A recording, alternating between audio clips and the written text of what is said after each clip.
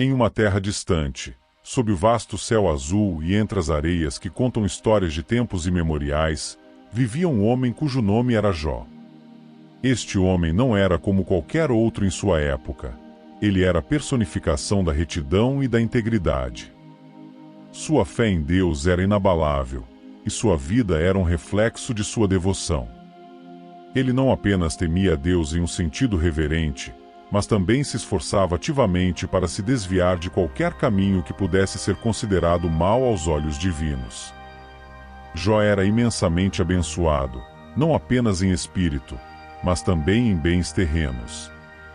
Ele possuía riquezas que muitos poderiam apenas sonhar, rebanhos que cobriam as colinas como nuvens, camelos que se alinhavam no horizonte e celeiros tão cheios que as portas mal podiam conter suas bênçãos. Sua casa era um lugar de encontro para todos aqueles que buscavam sabedoria e conforto, e suas palavras eram como mel que adoça a alma. Mais precioso do que todas as suas posses, no entanto, era sua família. Jó era cercado por um amor que transbordava, manifestado na risada alegre de seus filhos e no olhar carinhoso de sua esposa. Eles eram como estrelas que brilhavam em sua vida, trazendo luz às noites mais escuras e alegria aos dias mais sombrios. Juntos, eles construíram uma vida não apenas de prosperidade material, mas também rica em amor e felicidade. Mas então, como se uma tempestade se formasse no horizonte, a vida de Jó foi subitamente abalada por uma série de calamidades impensáveis. Em um único dia, mensageiros chegaram, um após o outro, com notícias devastadoras. Seus preciosos rebanhos haviam sido roubados ou atingidos por desastres naturais, e seus servos foram mortos. A tragédia atingiu com força ainda maior quando uma casa desabou sobre seus filhos e filhas, tirando suas vidas durante uma celebração. A riqueza que Jó havia acumulado ao longo dos anos desapareceu como fumaça ao vento, deixando sem nada, além das lembranças do que uma vez foi. Mas a provação de Jó estava longe de terminar. Sua saúde, que sempre foi robusta, agora o traía. Doenças dolorosas e desconhecidas afligiram seu corpo, cobrindo de chagas da cabeça aos pés. O sofrimento físico era insuportável, e ele encontrou-se sentado entre cinzas, raspando suas feridas com um caco de cerâmica, o único alívio que podia encontrar. No entanto, em meio a esse mar de desespero, a fé de Jó permaneceu firme como uma rocha imóvel contra as ondas furiosas. Ele não amaldiçoou os céus nem renunciou ao seu Criador. Em vez disso, ele se apegou à sua crença com uma tenacidade que desafiava sua realidade visível. Nu saí do ventre de minha mãe, e nu partirei, ele proclamou. E o Senhor deu e o Senhor tirou. Bendito seja o nome do Senhor. Quando a notícia das adversidades de Jó se espalhou pelas terras vizinhas, 3 de seus amigos, Elifaz, Bildade e Zofar, decidiram visitá-lo. Eles vieram com a intenção de oferecer consolo e sabedoria, mas ao testemunharem a extensão do sofrimento de Jó, ficaram chocados ao ponto de ficarem em silêncio por 7 dias e 7 noites, sentados com ele na poeira. Cada um perdido em seus próprios pensamentos. Finalmente, eles começaram a falar, cada um por sua vez, tecendo suas teorias sobre as tribulações de Jó. Elifaz, o temanita, falou primeiro, sugerindo que o sofrimento é uma correção de Deus e que Jó deveria buscar a Deus e se arrepender. Bildade, o suíta, seguiu, argumentando que os filhos de Jó poderiam ter pecado, trazendo assim sua própria destruição, e que Jó deveria implorar pela misericórdia divina. Por últimos, Ofar, o naamatita, falou, insistindo que Jó deveria confessar seus pecados ocultos, pois em sua visão, Deus não negaria justiça. Cada amigo, em sua tentativa de explicar o inexplicável, acabou por questionar a integridade de Jó. Eles estavam convencidos de que seu sofrimento era um castigo por algum pecado não revelado, pois em sua compreensão, o mundo operava sob uma ordem estrita de causa e efeito moral. A dor, eles acreditavam, era sempre o resultado direto da transgressão humana. Jó, no entanto, rejeitou suas acusações.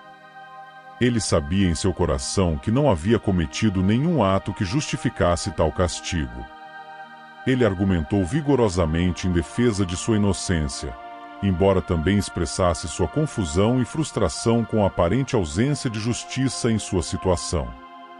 O debate entre Jó e seus amigos se tornou um profundo diálogo sobre a natureza da justiça, do sofrimento e da relação do homem com o divino.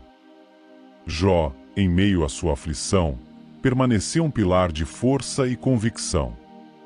Enquanto seus amigos teciam suas teorias, ele se manteve firme, defendendo sua integridade com a paixão de um homem que conhece a verdade de sua própria vida. Ele não se curvou sob o peso de suas palavras, nem permitiu que a sombra da dúvida obscurecesse sua visão da justiça divina. Eu sei que meu Redentor vive, declarou Jó com uma voz que, embora marcada pela dor, carregava a certeza de que a justiça de Deus não falharia. Ele falou de sua vida, não como um livro aberto para ser julgado pelos olhos humanos, mas como uma história escrita pela mão de Deus, cujos capítulos finais ainda estavam por ser revelados. Jó questionou o significado de sua provação, levantando sua voz ao céu não em desafio, mas em busca de compreensão. Ele ponderou sobre a natureza do sofrimento e a presença de Deus em momentos de silêncio. Sua fé não era cega. Era uma fé que buscava, que lutava e que se agarrava à esperança de que, mesmo nas profundezas do desespero, havia um propósito maior que ele poderia não compreender naquele momento. A integridade de Jó não era uma máscara para esconder falhas, mas a expressão genuína de sua alma.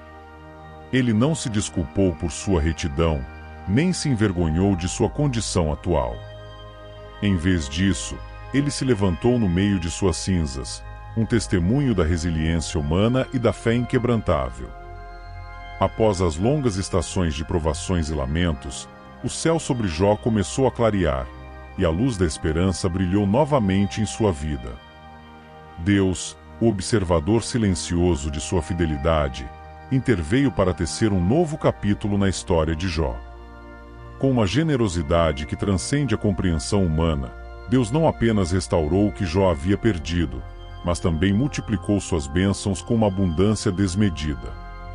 Os rebanhos de Jó, que antes cobriam as colinas, agora dobraram em número, enchendo os vales com seus sons vibrantes. Camelos, jumentos e bois, todos retornaram a ele em números que desafiavam a contagem. Os celeiros, que uma vez ecoaram com vazio, agora transbordavam com grãos, tão plenos que suas portas mal podiam conter a colheita. A riqueza que Jó possuía agora era tão vasta que se tornou uma lenda entre as nações. Mas mais doce do que a riqueza material foi a restauração de sua família. Deus abençoou Jó com filhos e filhas, cuja beleza e virtude eram incomparáveis. Eles eram como novos brotos em um jardim que havia sido devastado pela tempestade, trazendo alegria e renovação à casa de Jó. Cada riso, cada abraço, cada momento compartilhado era um lembrete das misericórdias renovadas de Deus. E assim, os últimos anos de Jó foram marcados por uma felicidade que superou todas as memórias de dor. Ele viveu uma vida longa, cercado por amor e respeito, vendo seus filhos e os filhos de seus filhos crescerem. A bênção de Deus sobre Jó foi tão grande que seus últimos dias foram mais prósperos e alegres do que seus primeiros, um testemunho vivo da fidelidade e do poder redentor de Deus. A saga de Jó, mais do que uma narrativa de antigas tribulações, é um espelho para a alma humana, refletindo as lutas intemporais que todos enfrentamos. A história de Jó transcende a sua época e cultura, tocando no cerne da condição humana com suas questões de fé, justiça e a busca por significado em meio ao caos da existência. Jó é a personificação da perseverança, um homem cuja fé é testada não apenas pelas forças da natureza ou pela maldade humana, mas pelo próprio silêncio de Deus. No entanto, é nesse silêncio que Jó encontra a verdadeira profundidade de sua fé. Não é uma fé que depende de recompensas terrenas ou da ausência de dor, mas uma fé que se sustenta na confiança inabalável na sabedoria e no amor de Deus, mesmo quando essas qualidades parecem estar mais ocultas.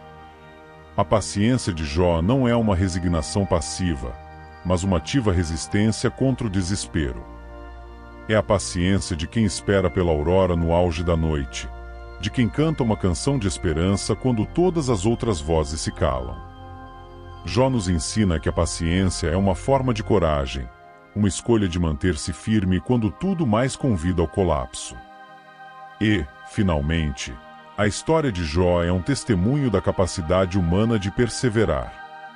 Perseverança não é meramente sobreviver, mas emergir do fogo refinado e renovado.